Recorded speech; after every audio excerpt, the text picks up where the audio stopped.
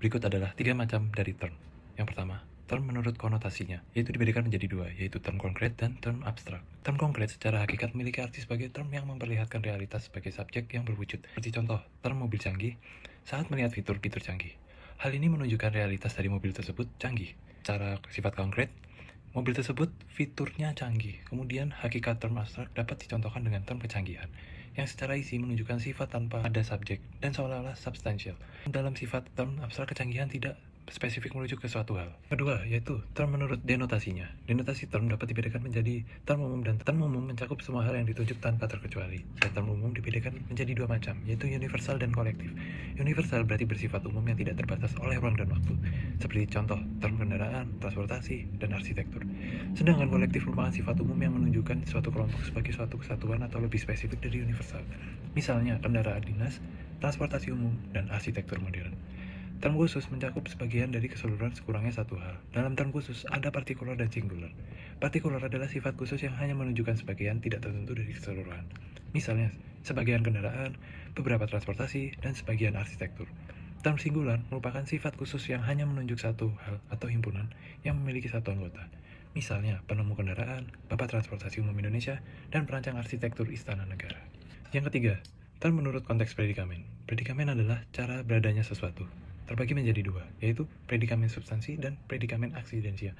Substansi itu berarti memiliki eksistensi independen, contohnya manusia, yaitu sebagai individu bereksistensi independen. Dan aksidensia merupakan sifat atau keadaan yang melekat pada substansi dan tidak dapat berdiri sendiri. Contohnya adalah term kecepatan, kualitas, dan keadaan. Dan selanjutnya ke pertanyaan kedua, yaitu sesat pikir atau logical fallacy. Sesat pikir atau kesesatan berpikir merupakan kekeliruan dalam penalaran berupa pembuatan kesimpulan dengan langkah yang tidak sah karena melanggar kaidah logika. Menurut para ahli logika, sesat pikir dibedakan menjadi 3 jenis, yaitu yang pertama, sesat pikir formal. Itu merupakan kekeliruan dalam penalaran dalam bentuk atau sesat pikir menurut logika. Contohnya, peserta lomba adalah pekerja kantor atau atlet, dan ternyata pekerja kantor yang lomba, maka dia bukan atlet. Susunan pikir seperti di atas tidak benar, karena penyimpulannya meragukan. Kemudian ada sesat pikir verbal, yaitu merupakan kekeliruan dalam penalaran kata-kata dan kemaknagandaan dari suatu kata. Contohnya, beranjak dewasa berarti tambah usia. Egi beranjak dari kursi, maka Egi bertambah usia. Nah, kata beranjak itu memiliki makna ganda yang bisa berarti menuju atau bergerak. Kemudian, agar terhindar dari sesat pikir, maka perlu untuk tetap berpegang pada kaidah-kaidah logika yang paling dasar, yang disebut sebagai prinsip penalaran. Prinsip penalaran atau aksioma penalaran didefinisikan sebagai suatu pernyataan yang mengandung kebenaran universal yang kebenarannya sudah terbukti. Aksioma dan penalaran dasar terdiri atas 3 prinsip yang kemudian ditambahkan satu sebagai pelengkap, yaitu pertama adalah prinsip identitas, yaitu suatu hal yang sama dengan hal itu sendiri. Contohnya adalah apabila api itu panas, maka api itu panas. Kemudian ada prinsip non-kontradiksi, yaitu suatu pernyataan dan negasinya tidak mungkin benar atau mengingkari pada saat yang bersamaan. Misalnya, api itu panas dan api itu tidak panas. Tidak bisa keduanya benar dalam satu waktu dan tempat yang sama. Kemudian, prinsip exclusivity, yaitu pernyataan hanya dapat bernilai benar dan atau salah.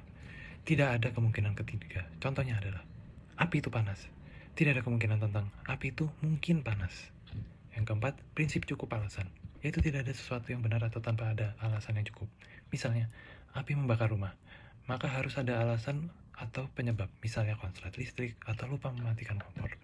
Ya, demikian adalah penjelasan saya tentang term dan macam-macamnya, serta penjelasan tentang sesat pikir dan bagaimana agar terhindar dari sesat pikir. Terima kasih.